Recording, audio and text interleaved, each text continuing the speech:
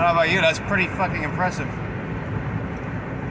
Only gone 13 miles, but if you maintain a certain speed and play with the RPMs, like, because it's a CVT transmission, like occasionally I let go of the gas and then you hit it again, and it doesn't help if you're going uphill, of course, but you want to kind of do that on the downhill, and then the RPMs actually drop and speed drops a little bit, but you'll eventually creep back up. And as you can see, boom, goes up another half a mile per gallon. Small sample, but I wasn't able to get this out of 50 in the beginning. So ultimately, you know, with this video compared to another video I posted on YouTube, I was showing what I did with the injectors. Well, I didn't show the injectors, I should have said I changed them, but that was the big problem, it looks like. I put the original EGR back in because I had modified a cheaper EGR, which seemed to work, but I think that was causing some other running issues. And then I got a code for it couldn't make up for the fuel trim, which sounds like it's more of an injector problem. So I'm prepared to buy the right injectors for this car because they were cheap and they had 4 holes versus the 5 holes of the original one. And I'm just wondering if it was a little bit of over-engineering when it came to the 5 holes, and really, like, what does the 5 holes do when the car has 180, right?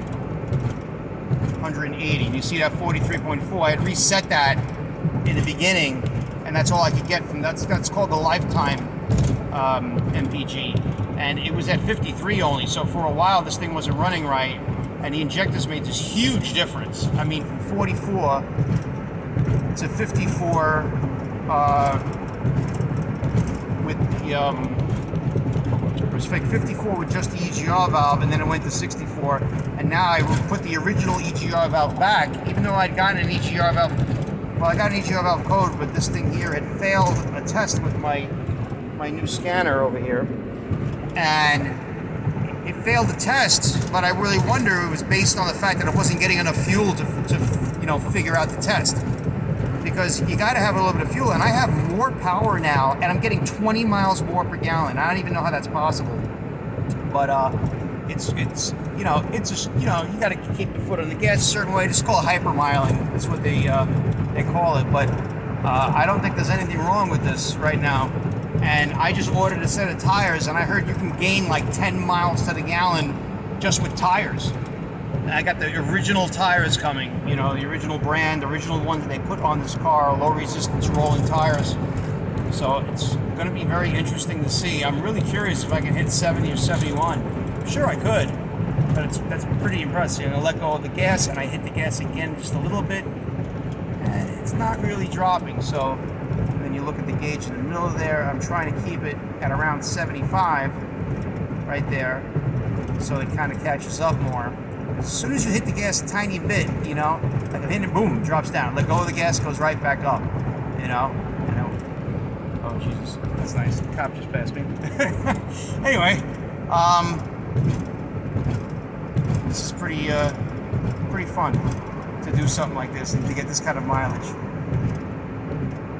Hopefully I can get more even. Driving a bit more now. Went up a little more, you know. I would like to keep going until I hit 70. That would be awesome. And I'm really debating now if these other cheap injectors are actually good. Like I said, I thought they were dripping. I thought one was dripping at least. I blew air through them all, and I couldn't figure it out. But they gave me 4 instead of 3, so I was swapping one. It might have been the EGR valve all along, just, you know, like opening when it, you know, really shouldn't have, or something along those lines, because the other one was really for a different car.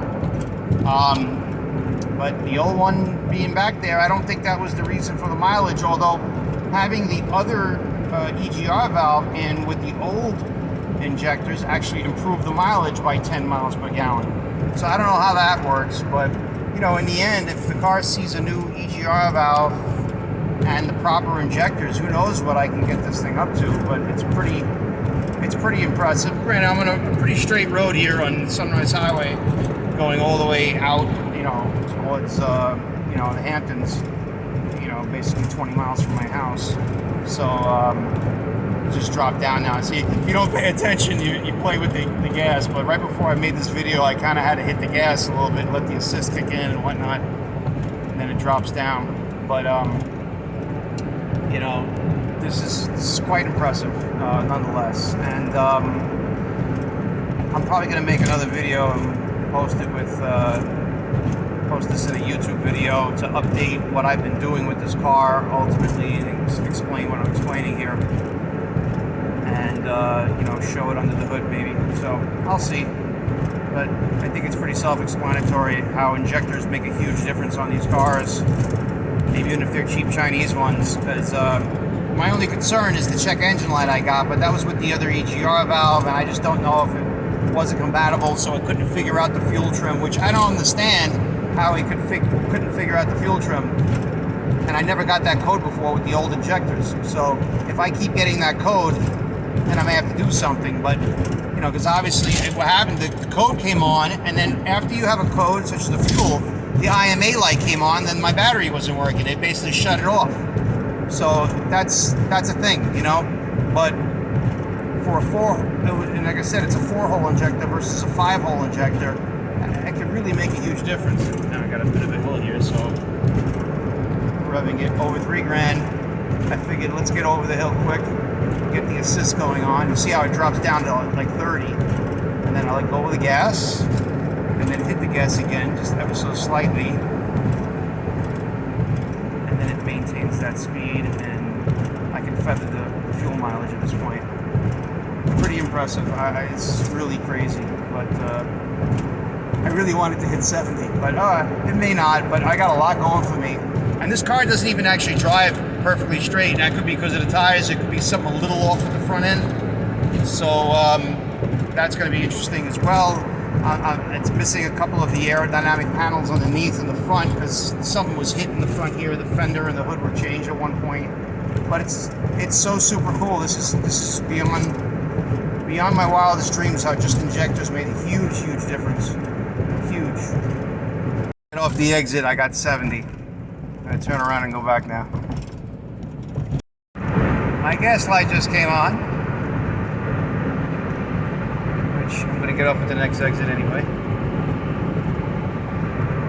70.2, 46.5 miles. I think that's pretty evident that this is the reality of this car. That's crazy. Pretty crazy. I'm so blown away by this. Just found the sweet spot between 25 and 30 miles an hour, now 32.